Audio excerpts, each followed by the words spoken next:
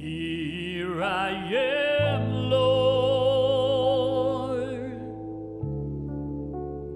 here in your arms of love forever. I stay in your presence, experience your sweet embrace.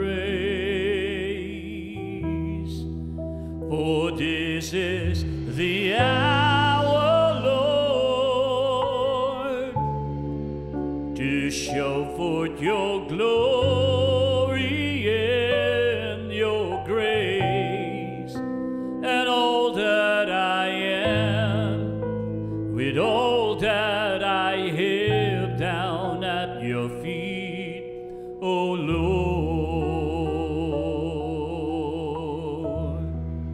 And I cry, holy, and I cry, holy, you're so holy,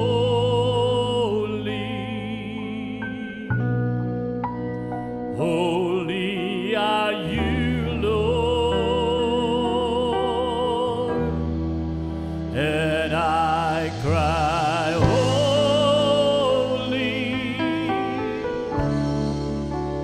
I cry, holy, you're so holy, holy are you, Lord. Here I am, Lord,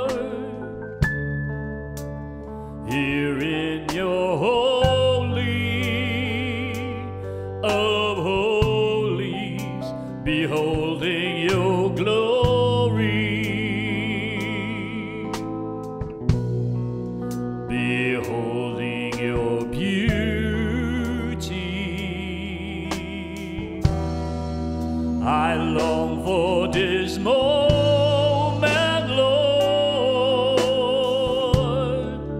to worship and bow before your throne.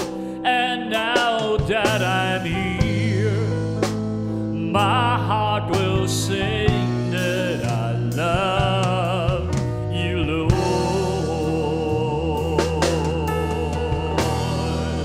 And I cry, holy. I cry, holy. You're so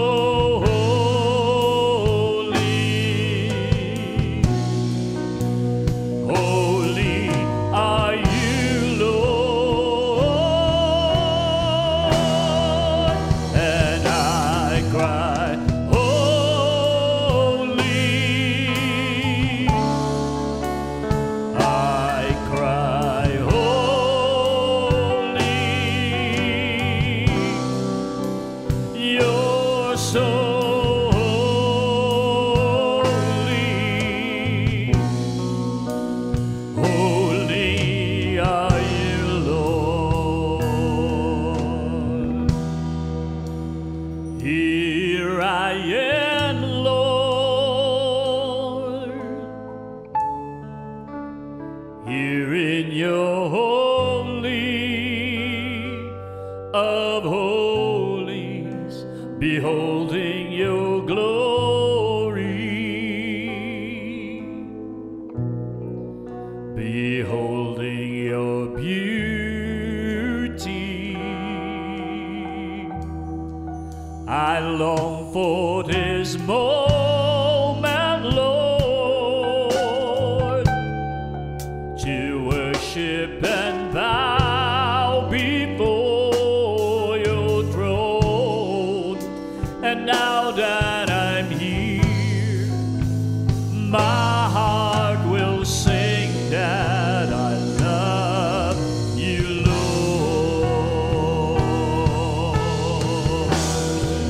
And I cry, holy. I cry, holy. You're so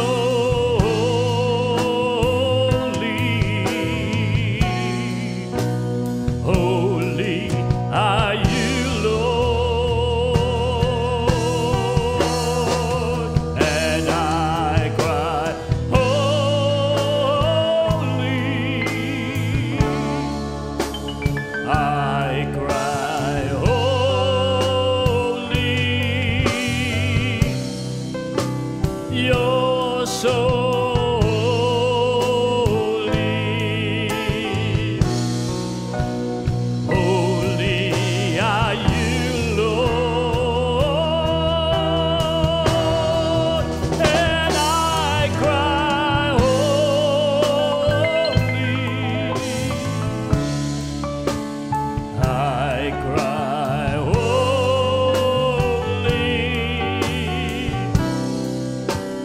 You're so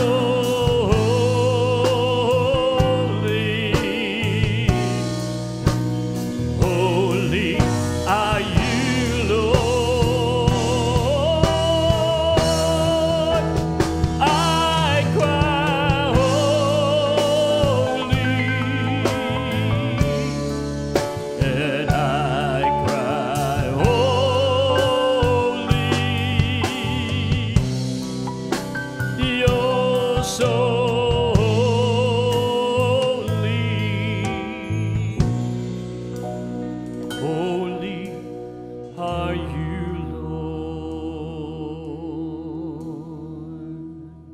I cry, holy.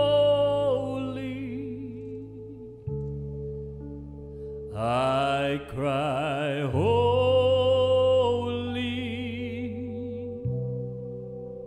You're so holy.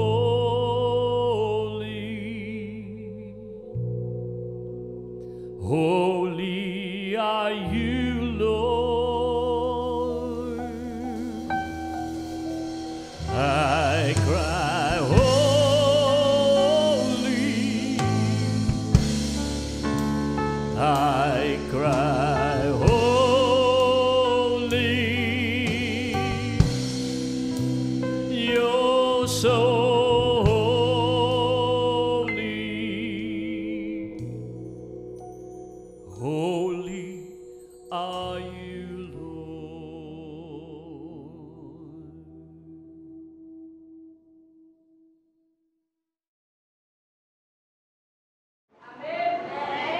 So you see, posible po tayong may pera, may kotse, may bahay, pero yung material things pong ito ay hindi po nagdi-define ng life.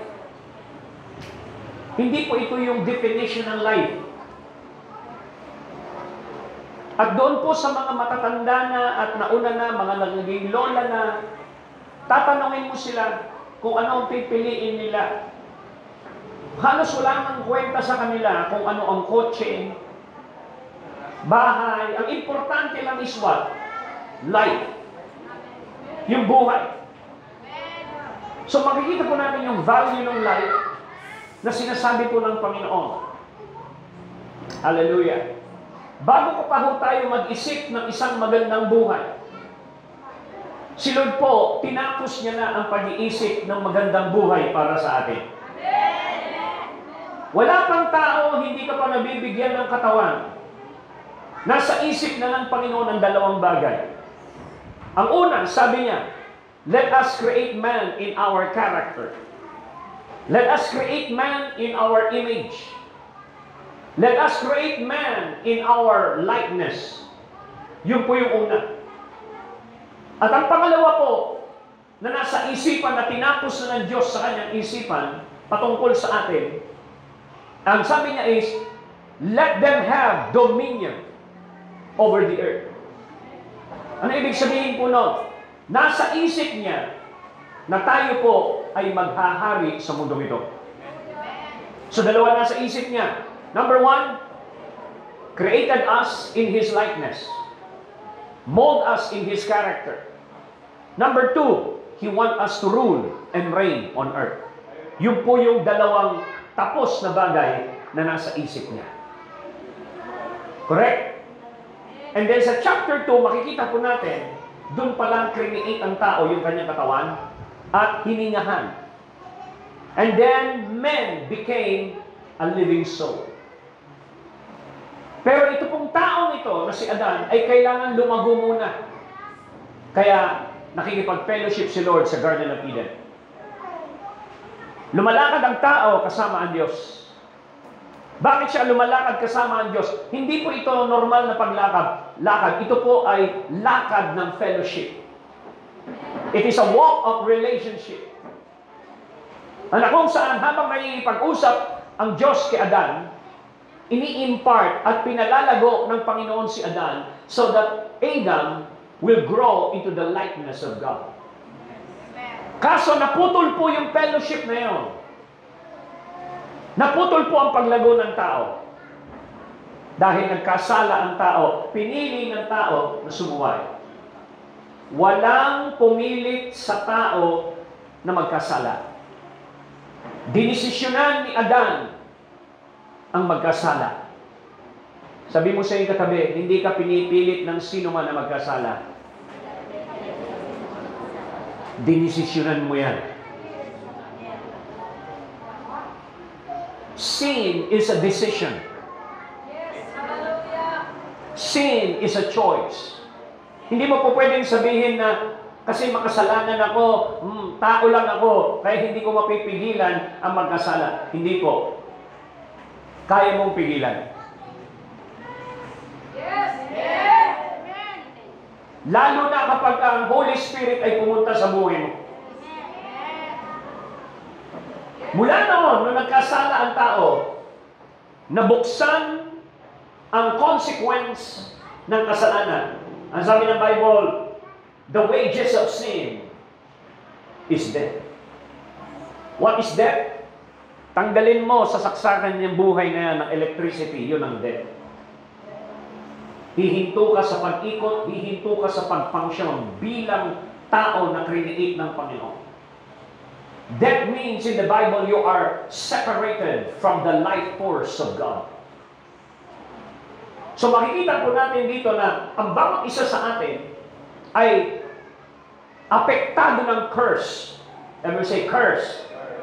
So nung magkasala ang tao, dito nagsimulang mahiwalay ang Diyos at ang tao. Dahil po dyan, nung mahiwalay siya, wala nang kakayahan ng tao na maghari sa mundo. Ang nangyari, ang mundo ang naghahari sa kanya. Mula noon, ang tao ay hindi na nagawang maghari pa sa mundo. Siya po ay naging alipin ng sarili niya, alipin ng kasalanan, alipin ng kaaway.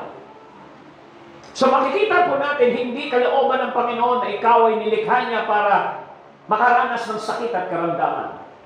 Ang sakit at karamdaman ay resulta ng kasalanan. Yan ay resulta ng sumpa.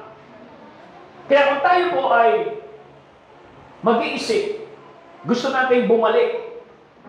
Pero napakamahabagin ng Diyos, hindi niya iniwan ng tao sa ganong kalagayan. Minahal niya ang tao.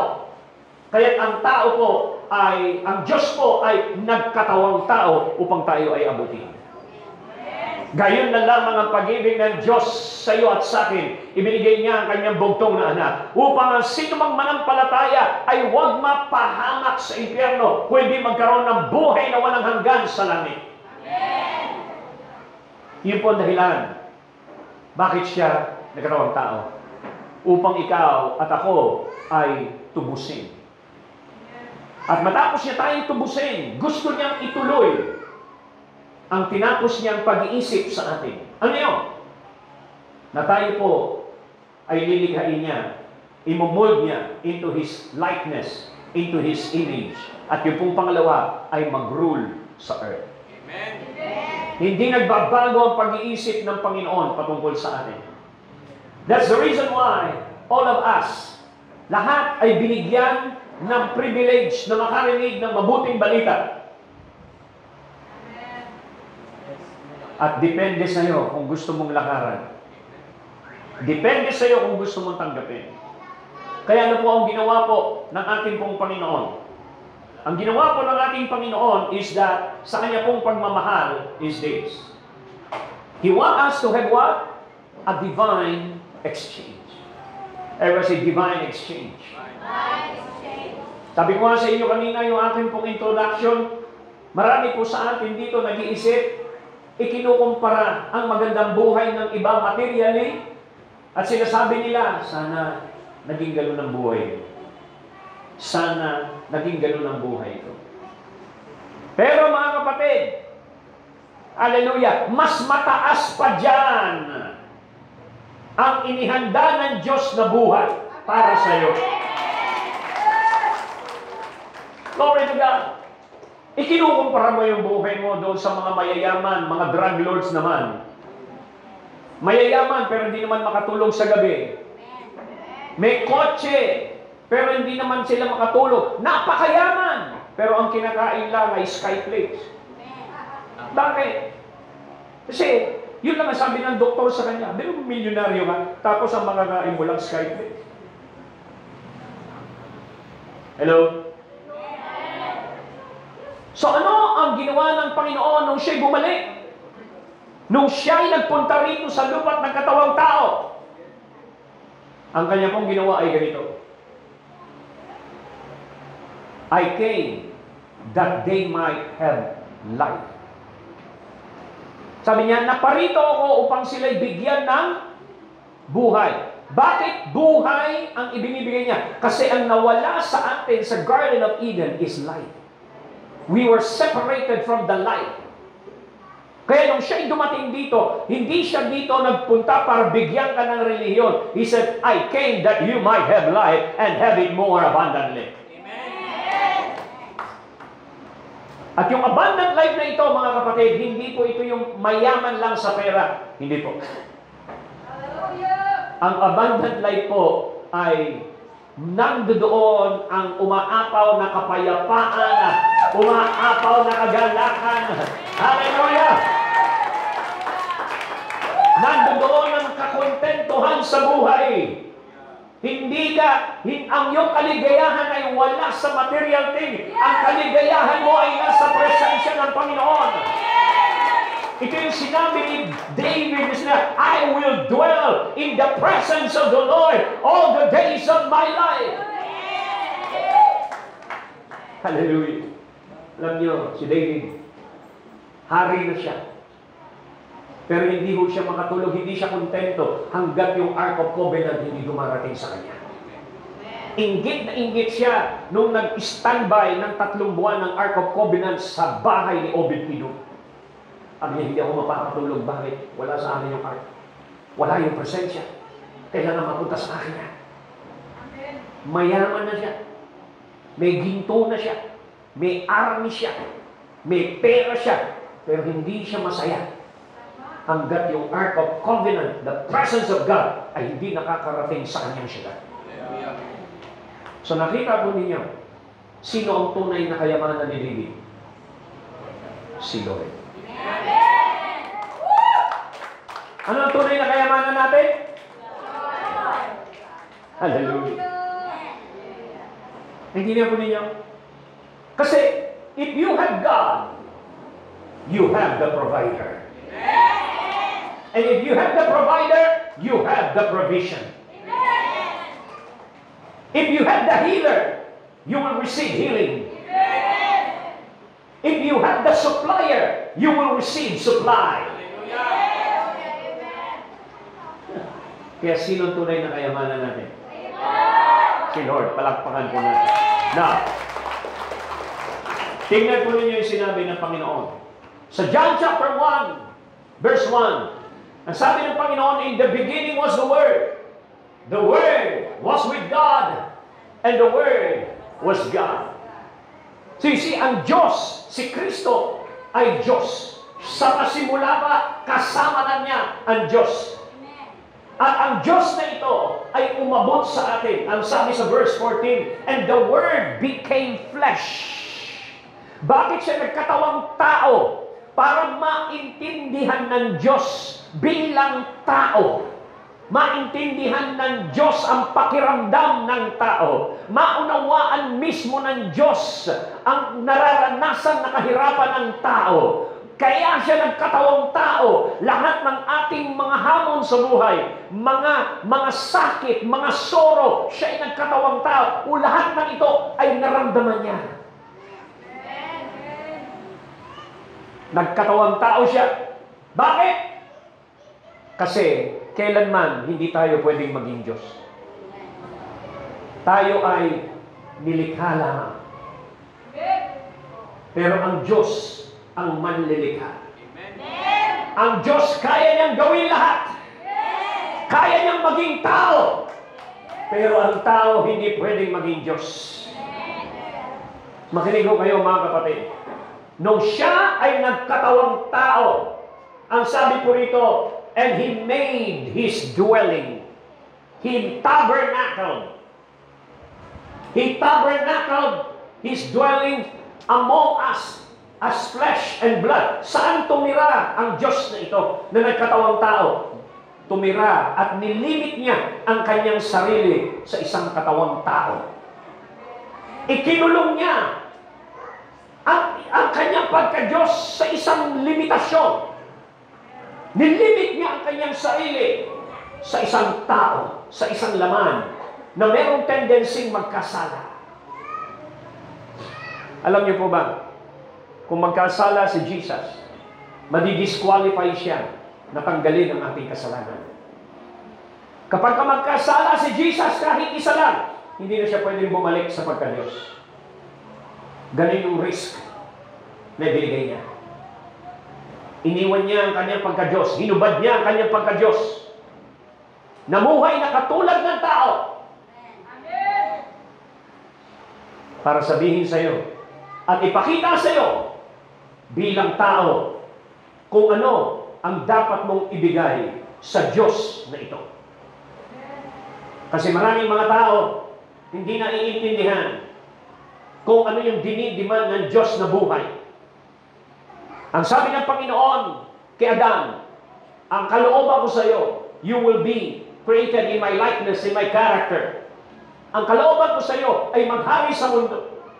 Ang kalooban ko sa iyo ay sumunod ka sa akin, pero binaliktad lahat yun.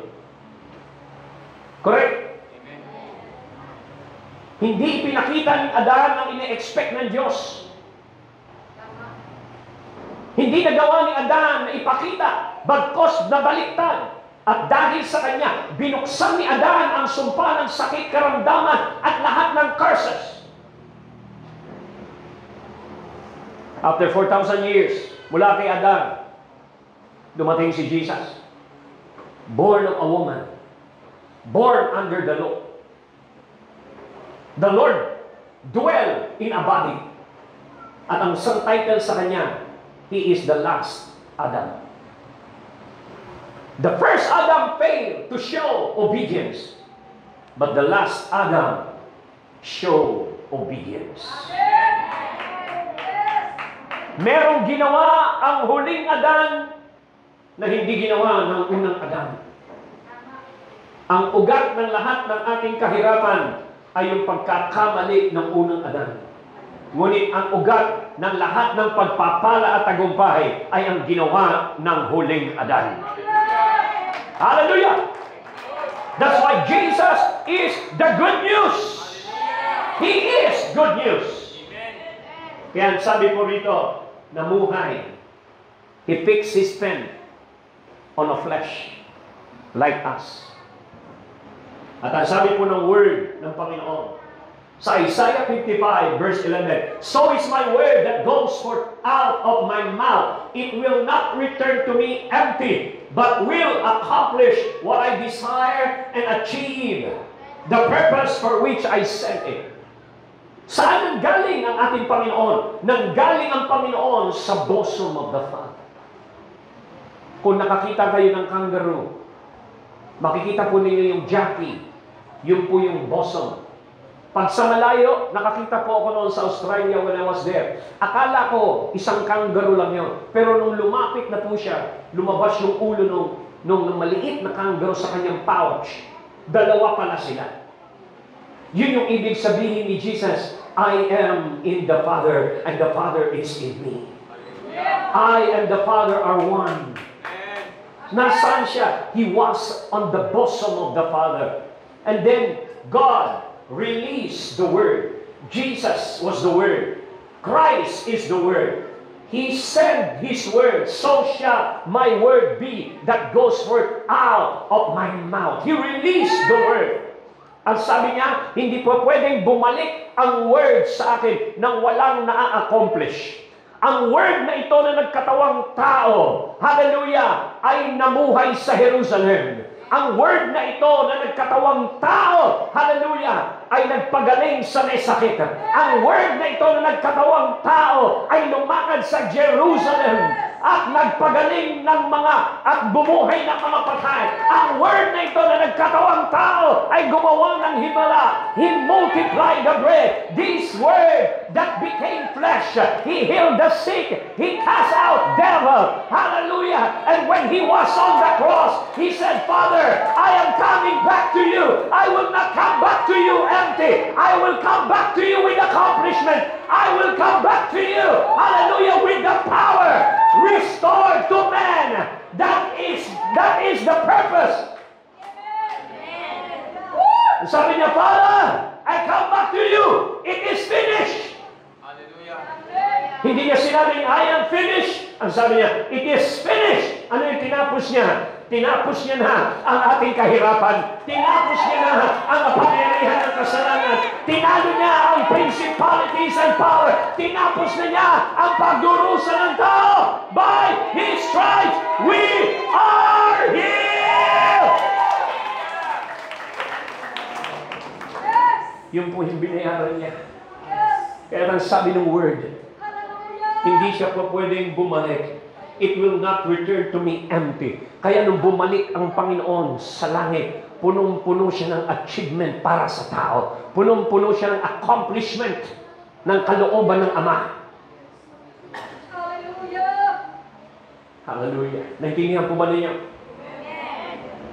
Minsan, pag hindi mo naintindihan ang binayaran ng Panginoon sa buhay mo, kung di mo mauunawaan ang mataas na ibinayad sa iyo, hallelujah, may hirapan kang lakaran ang mga bagay na binayaran para sa iyo. Alam niyo, minsan, sino mo rito inibitahan na kumain sa restaurant? Dalawa lang kayo. Ang sabi ng kaibigan mo, huwag kang mag-alala. Ako ang magbabayad. Kahit na sinabi na sa iyo na siya ang magbabayad, pagdating mo ron, binigay yung menu. O, order ka na. Tinignan mo yung pinakamababa dahil nahihiya ka na umorder ng mahal, masarap. Pero ang sabi sa'yo, ako ang magbabayad.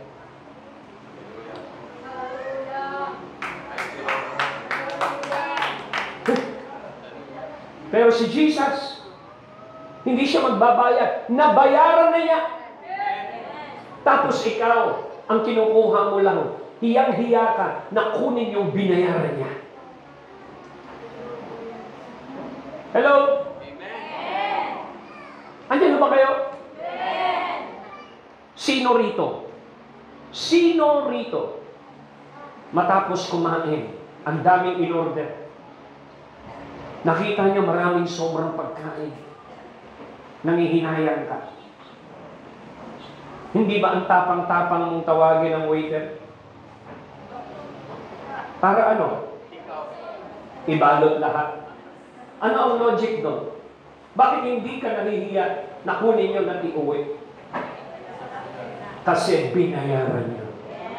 Maraming Kristiyano nagmamakaawa sa healing as if sila ay namamalimos sa healing. Hindi tayo pwedeng mamalimos sa healing sapagkat ang healing ay binayaran ng kanyang mga sugat.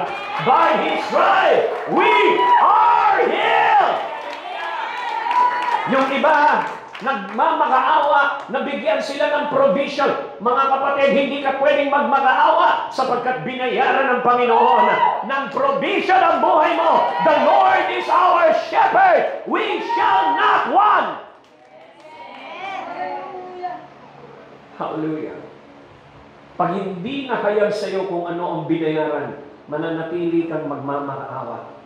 Pero kapag alam mong binayaran yan, lalabas ang iyong tapang at sasabihin mo, akin yan!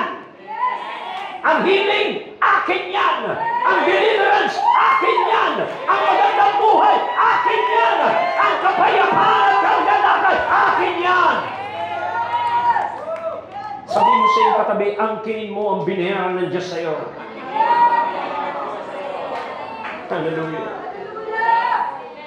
Praise God. So what happened? Hallelujah.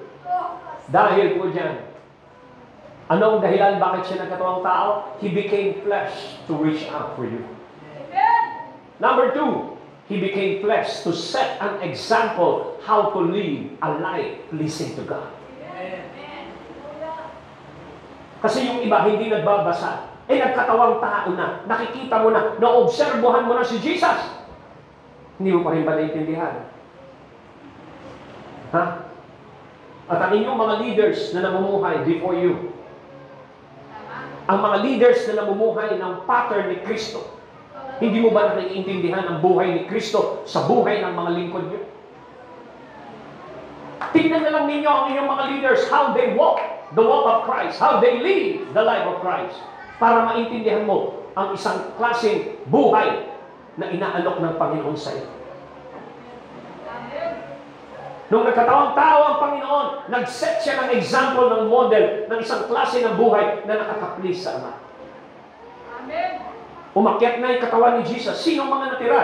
Yung mga apostol. Yung mga apostol nag-set ng buhay para sa next generation kung ano ang buhay. Kaya ang sabi ni Paul, imitate me as I imitate Christ. Amen. I am the pattern, Timothy. Timothy, I live the life of Christ. Live like me because I live like Him.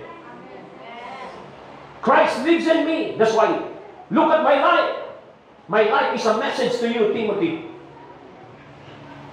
Hello? So makikita po natin, number 3 is that He became flesh to have what? A divine exchange. Ever say divine exchange? Divine exchange. Ano yun? Yung buhay mo, gusto niyang ipagpalit sa buhay niya. Amen. Amen. Hallelujah. Sino dito nakabasa ng the parable of a pearl of a great price? Yung pamperlas na mamahalin. Nung matagpuan ng lalaki ay isang perlas na napakamahal, ano po ang kanyang ginawa? Ibinenta niya ang lahat-lahat sa kanya. Makuha lang ang perlas na yun. So nagkaroon ng exchange. Anong exchange daw? Sino yung perlas na yun? Sa mata ng Diyos, ikaw ang kanyang perlas. Ibinenta ni Jesus ang lahat. Iniwan niya ang kanyang pagka-Diyos. Iniwan niya ang pagsamba ng anghel. Iniwan niya ang kanyang trono.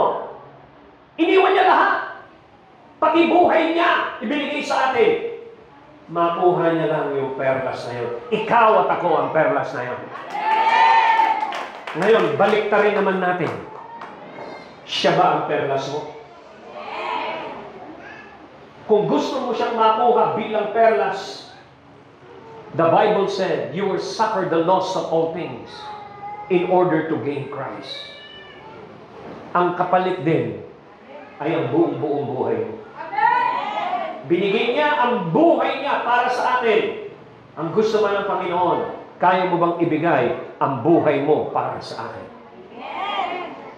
Hindi tayo kumukunti na lang.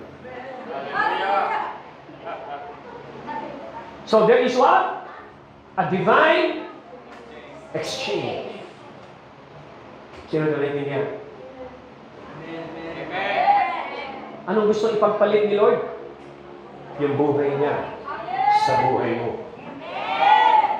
Yung iba kasi, Pastor, paano ko mababayaran ng utang ko dyan sa preaching na yan? More than pa, mga kapatid! It's more than financial blessing. Ang makinig ko kayo. Halimbawa, bigyan kayo ng 10 milyon. Sa palagay nyo, igagaranti ka ng 10 milyon na magtagumpay sa buhay na ito? Sa palagay mo? Kaya mo bang bumili ng kapayapaan sa Mercury? Ha? Hello? Kasi ang mundong ito, tinuruan tayo na pag wala kang pera, hindi ka mabubuhay. Pero si Jesus, nag-model ng isang buhay, na buhay siya, ng mapayapa, ng may kagalakan, na please niya ang Diyos, hindi dahil sa may pera siya. Tinapos niya ang trabaho ng Diyos, hindi sa kapangyarihan ng pera, sa kapangyarihan ng Holy Spirit.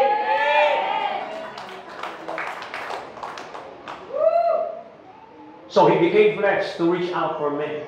He became flesh to set an example how to live a life pleasing to God. Then He became flesh to have what? A divine exchange. Amen. Hallelujah. Hallelujah. Pagkatapos yung mga tao, hindi maintindihan itong good news na ito. Huh? Sabi nila, may good news, may good news. Ano? Yung pangit mong buhay, papalitan ng magandang buhay. Hindi nakikinig. Hindi marunong mag-amen. Yung buhay mo na walang hanggan papuntang impyerno, papalitan ko ng buhay na walang hanggan papuntang langit. Ayaw! Yung buhay mo na nakabilanggo sa kasalanan, papalitan ko ng isang buhay na punong-puno ng kapangyarihan na kaya mong talunin ang kasalanan. Ito ang gandang buhay, no? Pero yung mga tao, hindi nasisiyahan sa mga nire-read nilang salita ngayon kasi naka-concentrate lang sila sa kanilang financial problem, naisip lang nila yung problema sa pamilya, yung mga alalahanin sa buhay na ito, yung kakainin, yung dadamitin. Pero ang Diyos, nagbigay ng solusyon. Makinig ko kayo. Kung ang solusyon ng Diyos ay pera para gumanda buhay mo, sana ang Diyos nagpaulan na lang ng ginto, maraming pera sa langit. Pero, bakit hindi niya ginawa yun? Bakit hindi ginto ang bumaba? Kung ang kailangan mo ay bahay, edi nagpaulan na sana siya ng bahay. Kung ang kailangan mo kotse, di sana. Kotse na lang ang pinaulan niya. Pero hindi yun ang kailangan mo. Ang bumaba sa lupa ay ang Panginoong Jesus sapagkat siya ang kailangan mo. Kaya lang, nabablay tayo, naaaliw tayo sa inoper ni Satanas sa mundo. Prinogram niya yung ating utak sa mundo. Ganong kalupit. ang pagkabulag sa espiritual. Kaya every time na tayo lumalapit kay Lord, laging pera na lang at pangangailangan material na lang ang ating hinihingi. Hindi tayo nakikipag-usap sa Kanya kung ano plano niya sa atin. Kailan ka umupo sa mga magulang mo at sinabi mo, "Tay, ano plano mo sa akin?" Sasabihin sa'yo kung ano nasa isip niya. Gusto ko, anak, maging matagumpay ka, mag-aral ka, makapagtapos ka. Pero minsan, mga bata, lumalapit lang sa mga magulang kapag may hihingiin na pera. Puro pera. Tay, tingin pera, bibili ako ng ganito. Ma, tingin pera, alis ako. Ma, ang hinihingi nila, puro pera. Kailan ka umupo sa iyong mga magulang at sinabi mo, "Ma, pa, ano bang plano niyo sa amin? Ano ba gusto mo mangyari? Ano ba pangarap mo? Ano ba panaginip mo para sa akin?" Minsan tayo malapit kay Lord. "Lord, pengin pambili ng ganito. Lord, pengin pera. Lord, pengin pagkain. Lord, pengin pambayad." Kailan ka umupo at sinabi mo sa Kanya, "Lord, ano ba ang kalooban mo at plano mo sa akin? Let your will be done." Kailan? Kasi ang bababaw ng ating mga desire. Hello? Doon sa mga tumanda na at nagkaasawa, nagkaanak at nagkaapo na, tanungin niyo sila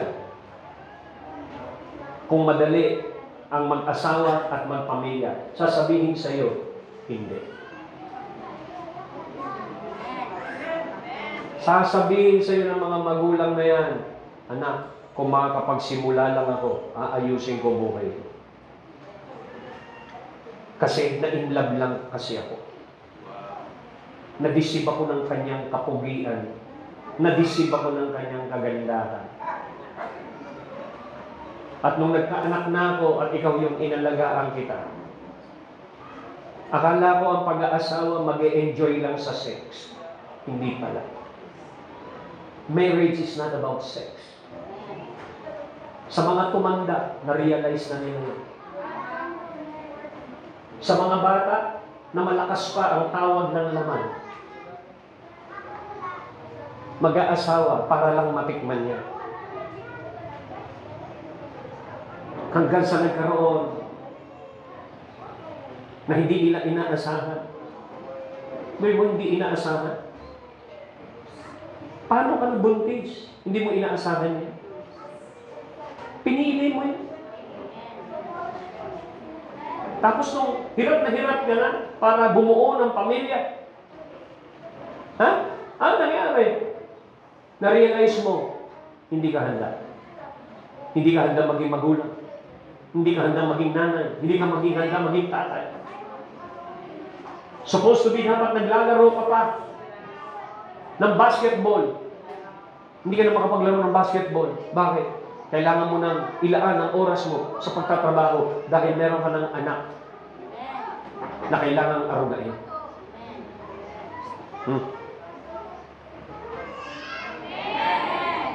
Di ba? So, ano dapat mong gawin? Nalungkot yung buhay mo. Napuno ng kapighatian. Umiiyak ka kapag kukunti yung ulam. Umiiyak ka kapag wala kang pamasahe. Kasi hindi lang sarili mo ang iniisip mo na. Nung single ka pa, ikaw lang ang nag-iisip ng sarili mo. Nung magkaasawa ka at magkaanak, iba na iniisip mo. Nadagdagan pa. Iniisip mo na rin ang kanilang kinabukasan.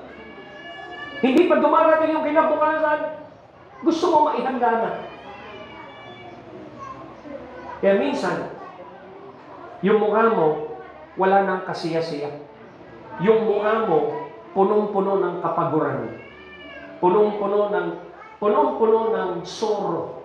Halos hindi ka na makangiti. Nagluluto ka, hindi ka makangiti. Naglalaba ka, hindi makangiti. Nagpaplansya ka, hindi makangiti. Kaya pagdating mo rito sa church, kulubot na yung mukha. Tapos nag-iisip ka, sana maging maganda ang buhay ko. Nagpakita si Lord ng magandang buhay. Hindi mo naman naobserbahan. Hindi mo naman nakikita. Bakit? Hindi ka naman nagbabasa ng Bible doon sa gusto niyang buhay na ibigay sa'yo. So, paano mo makukuha yung buhay niyo? Kung nakabilanggo ka sa problema ng kawalan.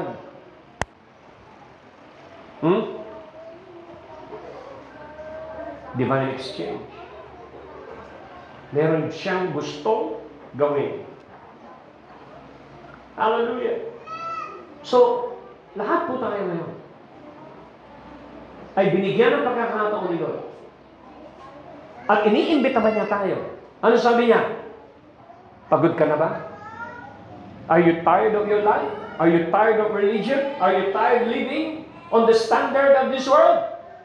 Come to me, and I will give you rest. Hallelujah. Hallelujah. Hallelujah. So, all of us, hallelujah, ay merong mga bagay na dapat maintindihan. Ang tanong, nauunawaan mo ba yung ginawa ng Panginoon para sa iyo? Hindi siya nagpakahirap at namatay para magdusa ka. Kaya siya namatay at naghirap, tinanggap at kineri. He carried our sorrow. Binuhat na niya ang ating mga sorrow para yung sorrow mo na yan ay huwag mo nang buhatin. Binuhat na niya yan.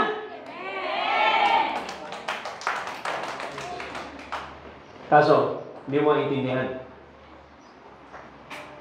Mag-focus ka sa naririnig mo ngayon. This is good news. Hallelujah. So, what happened? Ano ginawa ng Panginoon? Hallelujah. Sa 2 Corinthians 8, verse 9. For you know the grace of our Lord Jesus Christ. Ano raw yung kanyang grace? Ano raw yung kanyang power? Ano raw yung kanyang anointing? The word grace means charis. Ang ibig sabihin nun, virtue. Ang ibig sabihin nun, power. Ang ibig sabihin nun, divine ability. For you know the grace of our Lord Jesus Christ. What is that? That though He was rich. Ano ginawa niya? For your sake. Hallelujah. He was very rich, but for your sake. He chose to become poor. Why? So that you, through His poverty, we might become rich.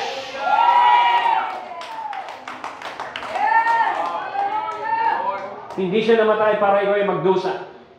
Namatay siya para ikaw ay managana. Ang rich dyan, hindi po yan rich lang sa pera. It is rich in everything.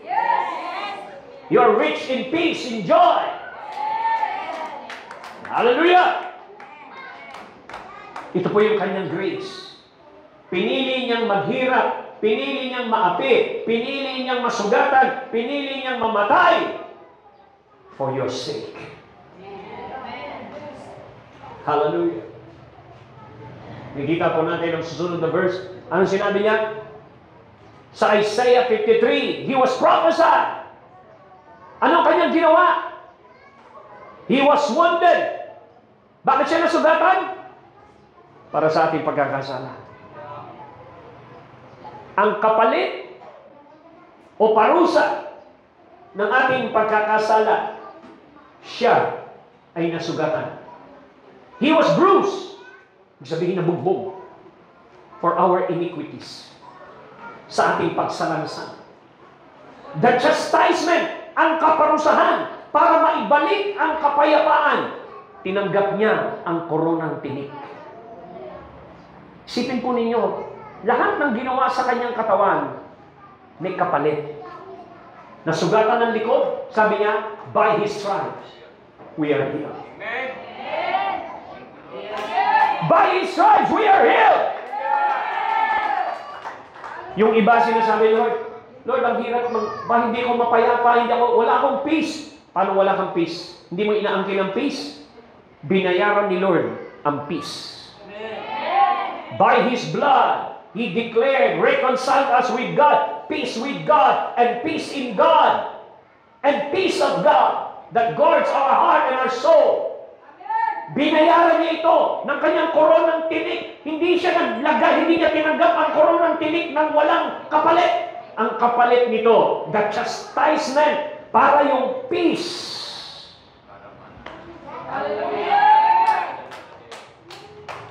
Binayaran niya. The word peace sa Hebrew means shalom. Ang ibig sabihin ng shalom, peace in your spirit, peace in your soul, peace in your body, peace around you. Kaya pag sinabing shalom, peace, wholeness, kasama doon ang kagalingan, kasama ang divine health, kasama ang provision. Kasi hindi ka naman po pwedeng mapayapa kung ikaw ay walang provision. Kaya ang peace is a wholesome word, complete word. Peace means abundant life. Peace means joy. Peace means what? Happiness. Peace means fortune. Peace means wealth. Peace means health. Kaya ang batian sa Israel, peace. Shalom. Hallelujah. So makikita po natin, ito ang kanyang binayaran. He was wounded for our transgression. He was bruised for our iniquities. The chastisement for our peace was upon Him. Alam niyo po ba kung gaano kalaki yung thorn sa Saudi Arabia, sa Middle East, Jerusalem? Yung pong tinik na ito ay lumalaki ng 2 inches. At itong tinik na ito, pag ikaw po ay tinamaan nito, meron pong poison ito. At yung pagkakalagay po sa koronang tinik na ito, hindi po yung hanggang dito lang. Ito po ay ginawang parang helmet. At sinuklob sa ulo nilo. At pinukpok ng yanto. At yung 2 inches na yun, tumusok sa kanyang mata. Bakit tumama sa kanyang mga mata? Sa kanyang brow. Para tayo ay i-redeem sa kahirapan. Sabi ng Panginoon kay Adan, dahil nagkasala ka, pagpapawisan mo, yung pawis mo ay tutulo sa iyong kilay, sa iyong brow. That's part of the curse. Na yung kakainin mo, ay tutulo muna ang iyong pawis sa iyong brow. Kaya nung siya ay tinanggap yung koronang tinik, tumama yun sa brow para tubusin tayo sa kahirapan na yan.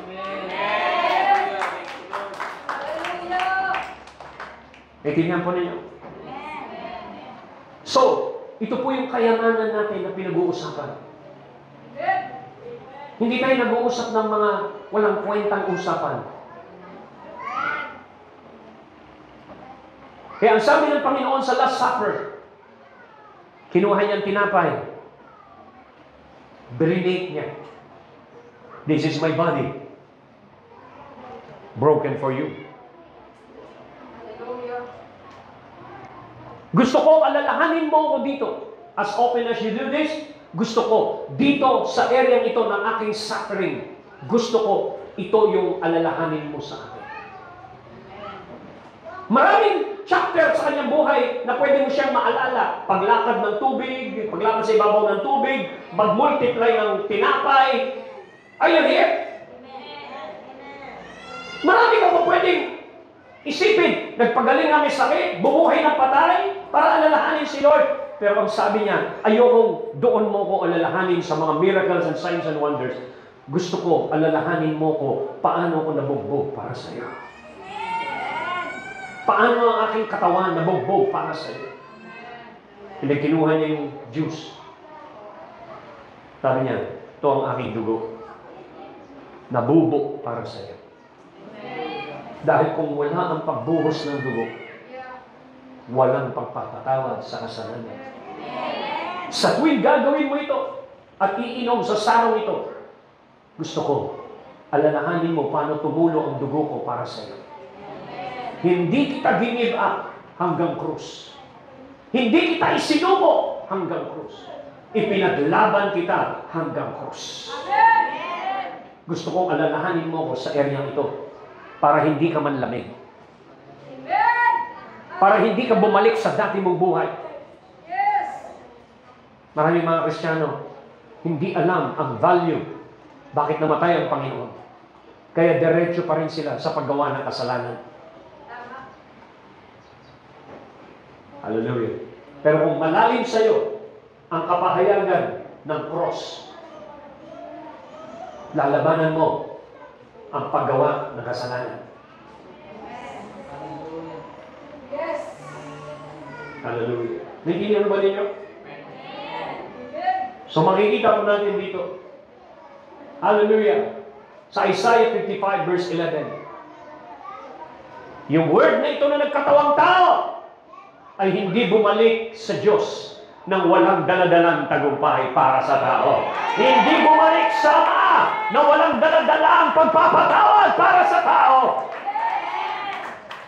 Hallelujah. This is good news. Hallelujah. As we go, hallelujah. John 16, verse 28. Anong sabi ni Jesus? Saan siya nanggaling? Nanggaling siya sa Ama. Sabi niya, I came from the Father. And what? Entered the world. Bili mo yung walang limit na Diyos, pumasok sa isang limitasyon dahil sa pagmamahal para sa amin. Now, I'm leaving the world and I'm going back to the Father. Yung word na ni-release out of Him, He never came back to the Father empty. Ang sinabi niya doon sa krus ay ito. Sabi niya, John 1:18, sabi niya, no man has ever seen God at any time.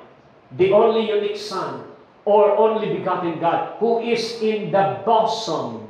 Saan daw yung position niya? Nung siya nagkikreate ng mundo, He was in the bosom of God. He was in the intimate presence of the Father. He has declared Him. He has revealed Him. Brought Him out where can be seen. He has interpreted Him and He has made Him known. So anong kanyang ginawa nung siya nagkatawang tao? Ipinakilala ang Ama. Idineklara ang Ama. Ipinahayag ang Ama. Binote out niya sa open kung sino itong Ama sa pamamagitan ni Kristo. At ngayon naman, kinuha ni Lord si Jesus yung kanyang katawan, umakyat sa Mount of Olives, nag-iwan ng katawan dito sa lupa. At ang katawan na ito ay para i-express ang invisible Christ as Christ expressed the invisible Father. Kaya ang tawag sa atin is the body of Christ. A body that will express Christ in our world. A body that will express the invisible Christ in our community. Hindi ka lang pastor, hindi ka lang teacher, hindi ka lang basta Kristiyano. Ikaw ay isang katawan na pwede mong i-express ang buhay ng Panginoon. That's why ipinagpalit niya ang buhay mo sa buhay niya.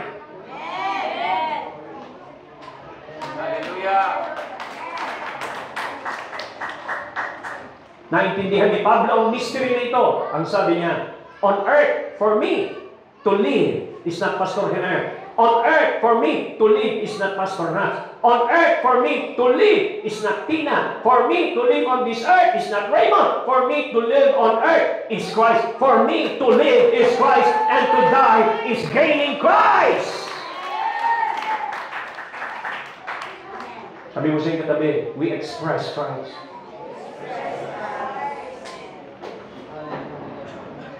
Paano mo ma-express si Christ kung hindi lumalago si Christ sa iyo? Pupunta ka ng church, gusto mo makatanggap ka lang ng blessing, hindi lumago si Kristo. Ang gusto mo lang marinig yung pagyaman, financially.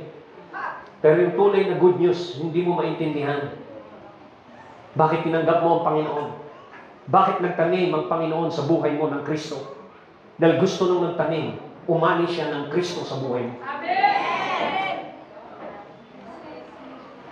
Hello? Ha? So makikita po natin dito, ano ang ginawa? Ang nasabi ng word sa Isaiah, surely! Everybody say, surely! Surely! Hindi po nakachamba si Lord. Tiyak. Surely! He took up our infirmities. Ano ibig sabihin ng infirmities? Lahat ng sumpa ng sakit at karamdaman. Kinuha niya ito. Hindi siya basta lamang nagpakagupit ng latigo. Alam niyo ang tawag ng mga Romans doon sa hagupit na yun. Sa Roman Empire, kapag ikaw ay tinotorture, ang tawag doon sa latiga na yun, hindi po isang uri yun. Ang tawag po doon is the cut of 9 tails. The cut of 9 tails. Meron pong siyam. Meron pong siyam na string.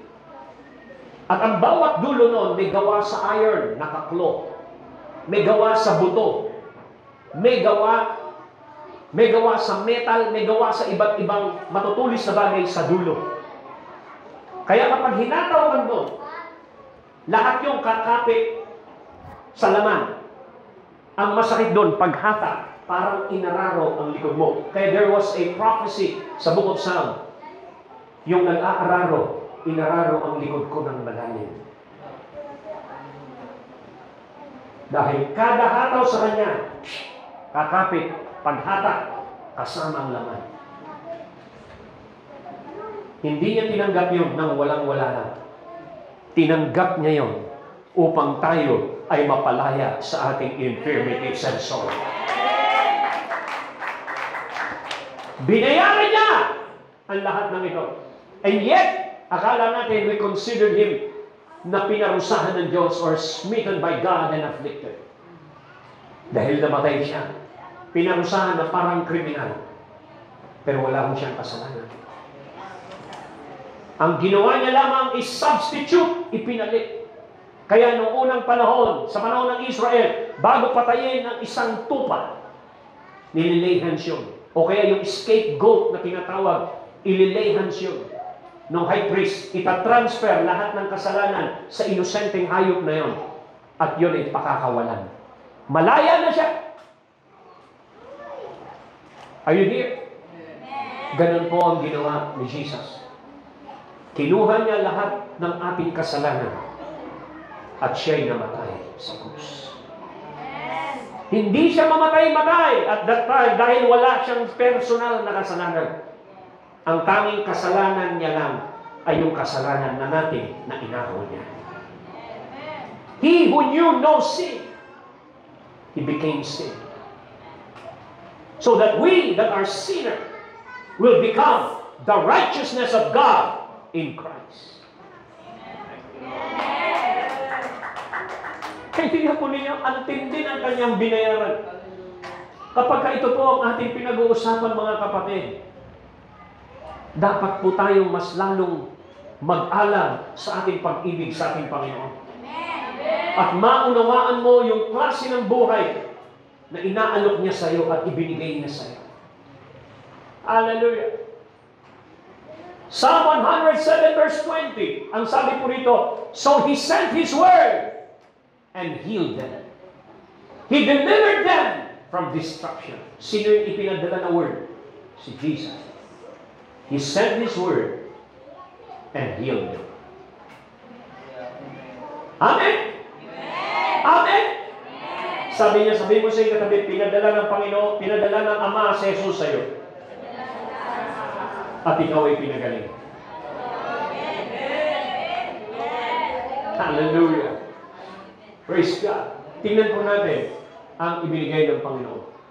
Kaya ang sabi po rito sa 2 Corinthians 5:21, God made Him, sino? Si Jesus, who had no sin, to be sin for us.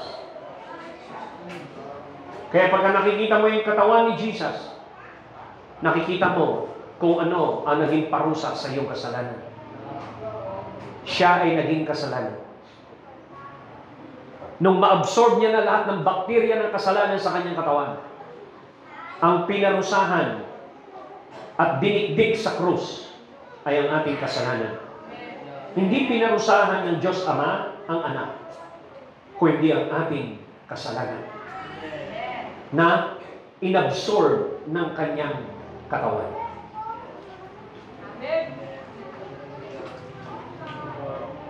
Ang tawag doon is the body of sin. Nagkaroon ng katawan yung kasalanan. Ipinako yung katawan kasama ang ating kasalanan. So that in Him, sa Kanya, we might become. Ever say become? Hindi sinabi, we are righteousness. No. Ang sabi, we might become. Pag sinabing become, isang proseso po yan. Bakit become? Kasi habang lumalago si Kristo sa'yo, lumalago ka sa righteousness. Because Jesus is the righteousness of God. Are you here? So, makikita po natin sa Romans 5:17. For it because of one man's trespass, lapse, offense. Sino yung tinutukoy po dito? Because of one man's trespass. Sa pagkakasala ng isang tao. Ito po si Adan. Through that one, sabi niya, naghari ang kamatayan. Death reigned. Pag sinabing death, ito po ay lahat ng sorrow, sum total ng sorrow, kasama diyan ang sickness, disease, pagkatalo, kawalan ng kapayapaan, confusion, lahat ng patungkol sa darkness, it's death. Death reign, poverty reign, sickness reign. Dahil sa kasalanan na ginawa ng isang tao, yan ay walang iba, kundi si Adan. But, how much more? How much more? How much more? Hindi lang how much more, meron pang kasamang surely. Ano ibig sabihin surely? Tiyak. Will what? Will those who receive God's overflowing grace and merited favor, the free gift of righteousness, putting them into the right standing with Himself, they will reign as King in life through one man, Jesus Christ! Dahil sa pagsunod ni Kristo, muling naituloy ang plano. Ano yung plano? Let them rule in life as a king. Let them have dominion. So nakakita po tayo ng isang pattern pabalik. Ang pattern pabalik sa purpose ay si Kristo. Kaya nakita itong pattern na ito sa tabernacle. Ang sabi ni Moses, ang sabi ni Lord kay Moses, Moses, i-drawing mo ang tabernacle. Lahat ng measurement niyan, huwag mong kaliligtaan. Bakit? Yan ay eksaktong replika na nandito sa langit. Why? Dahil isang araw, yung tabernacle na yan ay magkakatawang tao. That's a pattern. May pattern. Alam niyo ba ang tawag sa mga Hebreyo? Meron pong tabernacle. Alam po natin yung tabernacle. Sa outer court, meron pong unang kurtina. Alam niyo ba kung anong tawag ng mga Hudyo sa kurtina na yon bago ka makapasok doon? Ang tawag po sa kurtina yon is the way. So, nandun ka na sa loob. Okay? Ang tawag doon ay the way. Bago ka pumasok doon, meron kang sacrificial gagawin. Papatayin mo yung tupa sa labas. That's the outer court. Pagkatapos noon, yung high priest, kukunin yung dugo, papasok sa holy place. Bago ka pumasok sa holy place, ang kortina na yon, ang tawag ng mga Hudyo dyan, is the truth. At between the Holy of Holies tsaka holy place, merong huling kortina. Ang tawag ng mga Hudyo dyan is the light. Kaya nung sinabi ni Jesus, I am the way, the truth, and the light, sinasabi niya, indirectly, I am the tabernacle. Ako ang nakita ni Moses sa tuktok ng bundok. That's why the tabernacle is a pattern. It's a pattern of our life. Jesus is the pattern. Para hindi ka maligaw sa buhay mo sa mundong ito. Ang mapa mo papuntang langit ay si Kristo.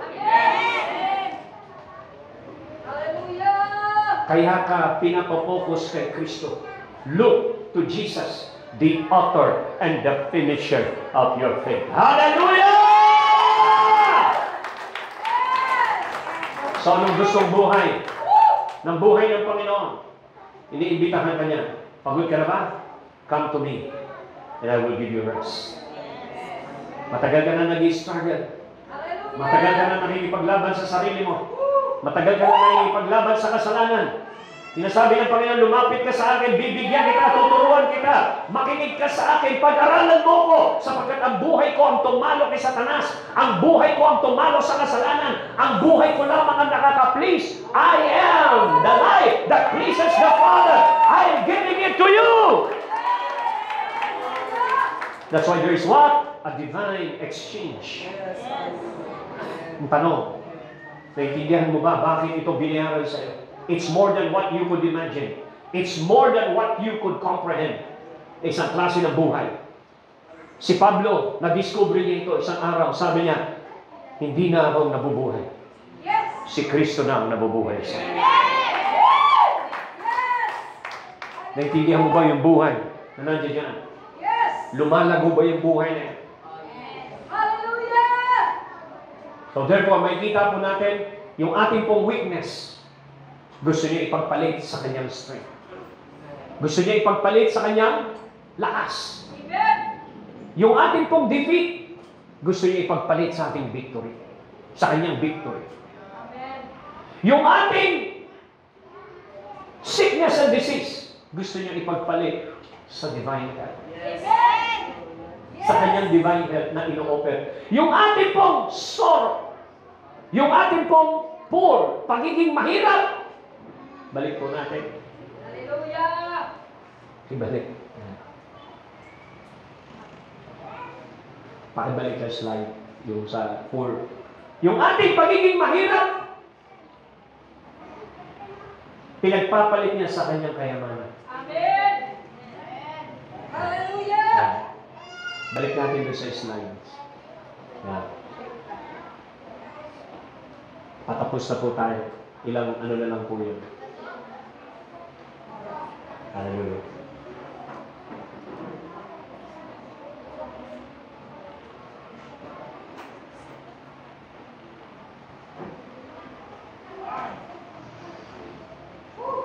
Hallelujah. Sino rito gustong makipagpalit? Na buhay sa Panginoon? Ha? Hindi gan. Doon sa pinaka malapit na. Doon sa may mga parallel ng weakness. Hallelujah. Yung weakness natin sa kanyang strength, yung ating defeat, kapalit ng kanyang tagumpay, yung ating pagiging yung ating sickness and disease, He carried it, kapalit ng kanyang divine health. Hallelujah. At yung kapalit ng pagiging poor, ng kanyang riches. He chose to become poor so that we that are poor will be rich. Hallelujah. Ano pa ang ipinagpalit niya? Siya po, ipinagpapalit niya ang ating pagiging makasalanan sa pagiging what? Righteousness. Jesus became our righteousness. Hindi mo ba yan ay good news? Amen. Jesus is good news. Hallelujah. Ngayon, ang kailangan mo na lang is lakaran mo ang buhay na ito. Amen! Paano mo ito lalakaran?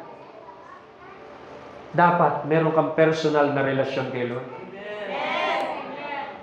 Dapat nagbabasa ka ng Bible. Dapat sumusunod ka. Pinapractice mo na yung buhay ni Kristo. Yan ay pinagpalit niya. So what else? Pinagpalit niya ang ating kamatayan so that we may receive eternal life. Amen. Sabi mo sa iyong katabi, naintindihan mo ba ang tinanggap mo?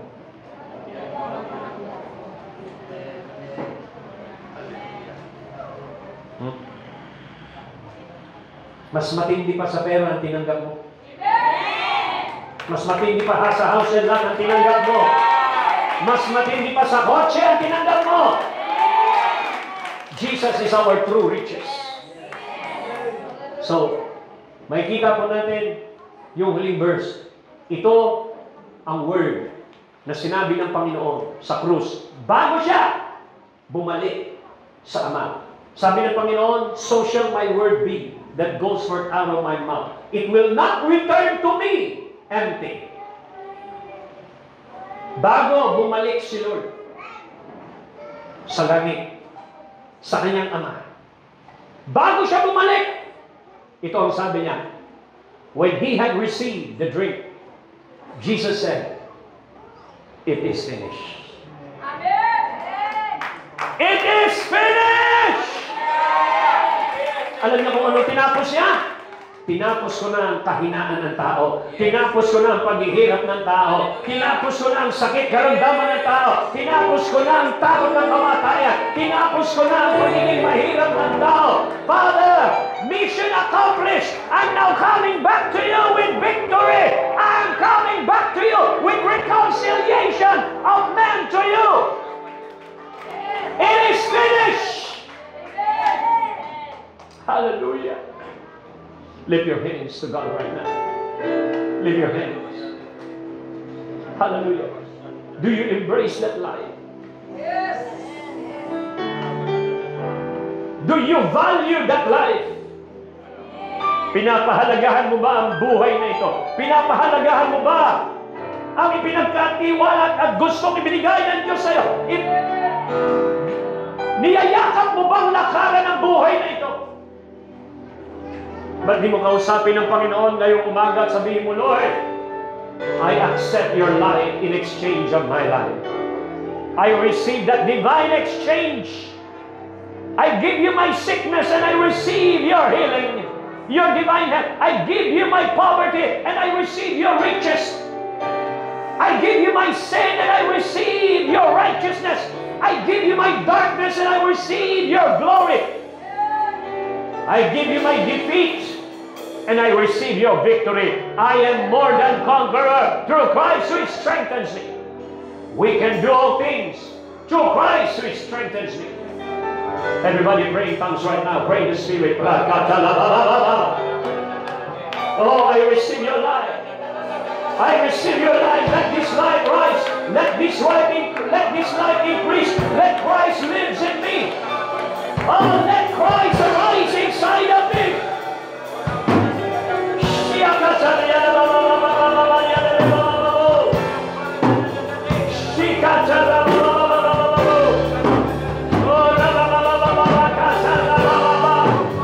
Yes, Lord. Yes, Lord. Hallelujah.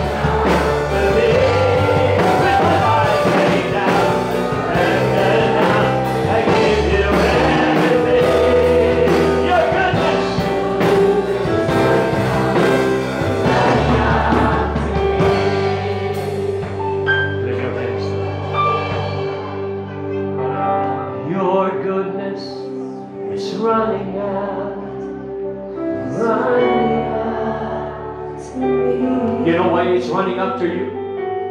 Because it's been paid. It's been paid. Totally paid. You're totally free from every debt. His goodness will prevail over your life. Do you accept that life? The divine exchange. There is a divine exchange right now. Prophesy this song. Your goodness is running out. Surely His goodness and mercy will follow me all the days of my life. It's running out. It's running out to me. With my life laid down, I surrender. I surrender my life and I receive your life. Your goodness, oh God. Your goodness is running out. It's running out to me. Sing again, your goodness. Your goodness is running out. Hallelujah. To me. Your goodness is running out. It's running out to me. Your goodness is running out. It's running out to me. Your goodness is running out. It's running out to me. Hallelujah!